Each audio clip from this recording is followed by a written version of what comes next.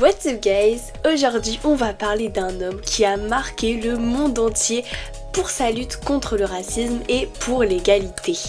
Dans cette vidéo nous allons voir qui il est, mais aussi son rêve, son dream in English. Bref, assez de blabla, plus d'histoire. Générique. I have a dream.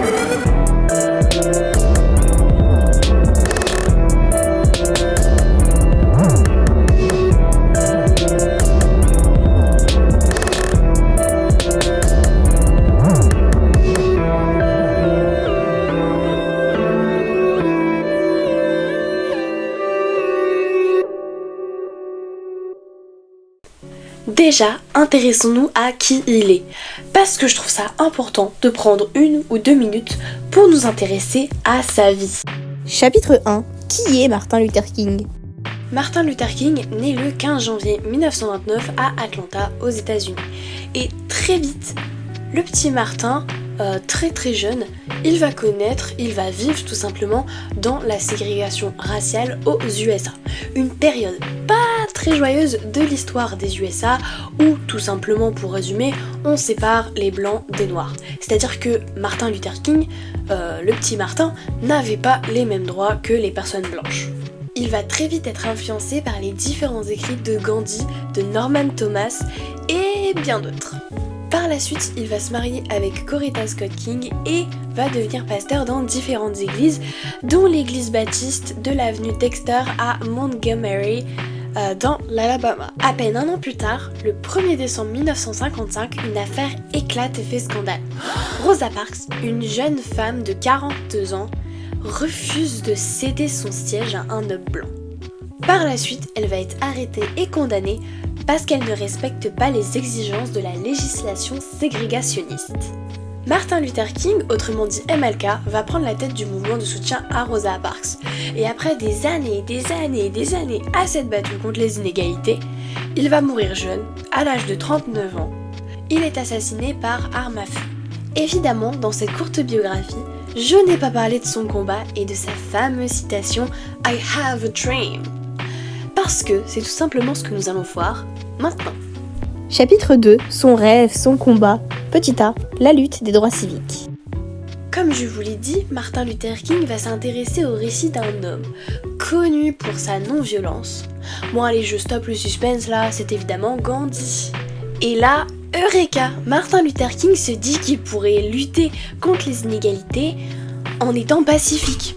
En gros, sans violence quoi. Et le 1er décembre 1955, un scandale éclate. Une jeune femme noire n'a pas voulu céder sa place à une personne blanche dans un bus. Le scandale dont je vous parle est évidemment celui de la célèbre Rosa Parks, connue comme une icône de la ségrégation. Et c'est pas moi qui le dis, c'est un article de Géo. MLK se dit alors qu'il peut faire quelque chose. Il invite les gens à boycotter les bus de Montgomery. Il va très vite être rejoint par énormément de personnes et au lieu de prendre le bus, les gens vont y aller à pied. Peu importe si le trajet dure 1, 2, voire 3 heures. Le boycott va durer 385 jours. Et pendant ces 385 jours, MLK et d'autres Américains ne vont rien lâcher. Et leurs efforts vont payer puisque la compagnie de bus va faire faillite. C'est une première victoire pour MLK qui s'est non pas battu avec des armes, mais avec son cerveau. Mais ce n'est que sa première victoire. Lui, il en veut plus. En 1957, Martin Luther King ainsi que Ralph Abernathy, Fred Shuttlesworth, Joseph Loreilly et d'autres défenseurs des droits civiques vont décider de fonder la Southern Christian Leadership Conference, aussi appelée la CSCL, qui est destinée à organiser des manifestations pacifiques pour que la réforme sur les droits civiques soit adoptée. La réforme sur les droits civiques interdit principalement la discrimination dans les lieux publics, y compris les écoles, dans les transports et les installations. Quand je parle de discrimination, c'est toute discrimination fondée sur la race, la religion, le sexe ou l'origine nationale. La CSCL faisait partie des Big Five qui défendaient pacifiquement la réforme sur les droits civiques, avec notamment la National Urban League, le Student Non-Violent Coordinating Committee, le Congress on Racial Equality et aussi la NAACP.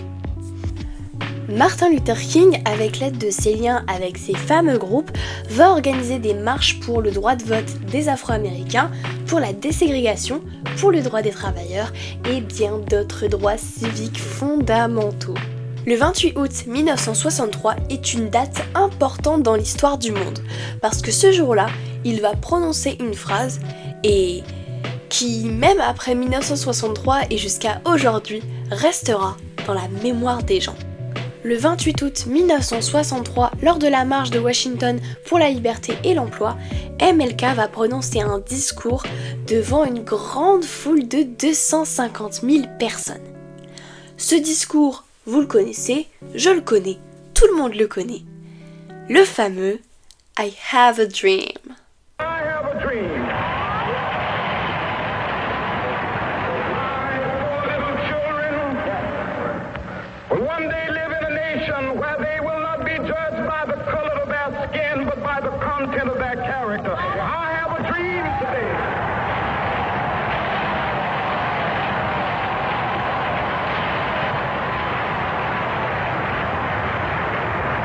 I have a dream that one day, down in Alabama, with its vicious racists, with its governor having his lips dripping with the words of interposition and nullification. One day right there in Alabama, little black boys and black girls will be able to join hands with little white boys and white girls as sisters and brothers. I have a dream today.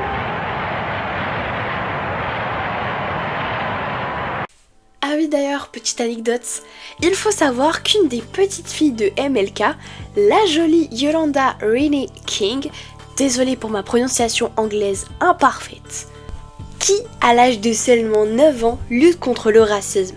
Et en 2021, à l'âge de 9 ans seulement, elle va faire un discours pour une marche contre les armes. Et son discours, il est juste mais waouh. My grandfather had a dream that his four little children will not be judged by the color of their skin, but by the content of their character. I have a dream that enough is enough. And that this should be a gun-free world. Period. À 9 ans, enfin je sais pas hein, mais moi à 9 ans, je jouais sur ma DS sur Animal Crossing à me demander quelle couleur j'allais mettre pour le toit de ma maison quoi. C'est juste qu'elle est trop avancée, c'est incroyable. Et aujourd'hui, selon les dires de son compte Instagram, elle a même fait un discours aux Nations Unies. Et évidemment, elle est toujours engagée pour rendre le monde meilleur. Enfin bref, une gentille petite anecdote très sympa. Et d'ailleurs, je vous conseille de la suivre sur son compte Instagram. C'est vraiment super intéressant.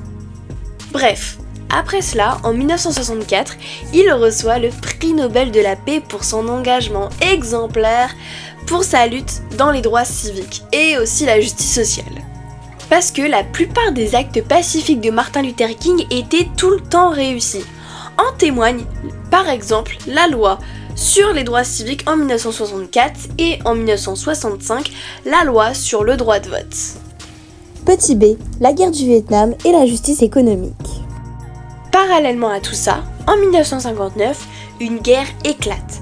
Cette guerre, on va l'appeler la guerre du Vietnam, qui oppose le Sud-Vietnam, pro-occidental, c'est-à-dire qui est favorable au capitalisme et qui a comme principal allié les États-Unis, contre le Vietnam du Nord, qui est favorable au communisme et qui a comme allié principal l'URSS et la Chine. J'espère que vous avez compris que la guerre du Vietnam se passe pendant la guerre froide.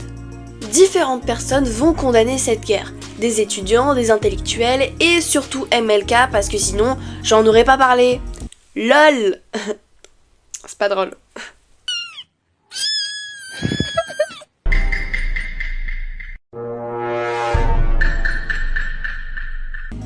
Il le dit par exemple dans un discours poignant le 4 avril 1967 où il demande de stopper absolument les bombardements au Vietnam Et aussi, il demande à son pays de faire une trêve pour par la suite négocier la paix.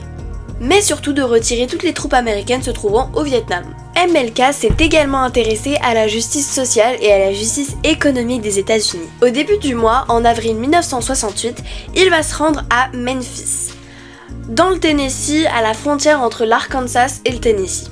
Il va aider des travailleurs à organiser une grève et dans la nuit du 3 avril, il va donner son dernier discours. Dans son discours qu'il baptise I've been to the mountain top, il va comparer cette grève à une grande lutte pour la liberté humaine et un grand combat pour la justice économique. En utilisant la parabole du bon samaritain du Nouveau Testament pour inciter les citoyens à s'engager dans la cause. Malheureusement, chaque bonne chose a son âge d'or, et pour MLK c'est la même chose.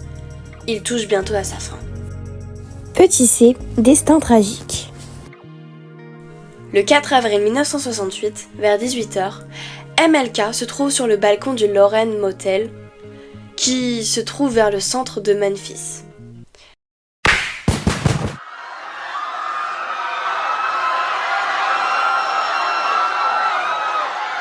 Des coups de feu retentissent, la peur envahit l'hôtel, un homme tombe raide au sol, il est ensanglanté, et cet homme, c'est MLK. Il va être transporté d'urgence à l'hôpital. On tente de le sauver, la police est sur place. Qui a tiré? Pourquoi? Les médecins tentent de le sauver, mais c'est trop tard. Il est déclaré mort, vers 19h, par le St. Joseph's Hospital. L'étoile montante qui a fait évoluer la conscience n'est plus.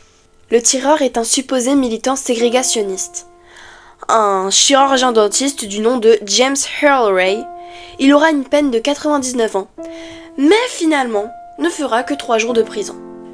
Car il va plaider non coupable. Toute sa vie, il va demander à ce que le procès soit révisé. Mais ce ne sera jamais le cas. D'ailleurs, MLK avait beaucoup d'ennemis. Il était très souvent menacé. Il recevait des menaces de mort, et d'ailleurs, quelqu'un avait même mis le feu à son domicile. Mais il s'en était sorti indemne. Chapitre 3, les conséquences. Après sa mort, beaucoup d'Afro-Américains se sont demandé si les rêves de Martin Luther King n'étaient pas morts avec lui. Mais heureusement, ce n'est pas le cas. Aujourd'hui, beaucoup de personnes défendent toujours les idées d'MLK. Je pense à cette petite fille qui, malgré son jeune âge, est très engagée. Ou encore à Nelson Mandela, qui, lui, défend les droits de l'homme. Et encore énormément d'anonymes qui défendent ses droits. Alors bien sûr, aujourd'hui, il existera toujours des inégalités, je pense notamment aux inégalités salariales, au racisme, à l'homophobie, qui aujourd'hui malheureusement sont toujours présents. Mais on essaie de les minimiser, pour que peu à peu elles s'effacent et disparaissent. Ce qu'il faut retenir de Martin Luther King, c'est que malgré tout ce qu'il vivait, il a toujours su défendre ses idées, avec sa tête et non ses poings. Et qu'avec ses mots et ses discours poignants, il a toujours su rassembler les gens. Peu importe leur appartenance politique, leur couleur de peau, leur âge. Donc vous, comme moi, rassemblons-nous au lieu de nous diviser. Abonne-toi, like, partage et commente pour plus d'histoires. C'était Isa et RDNV. Ciao ciao!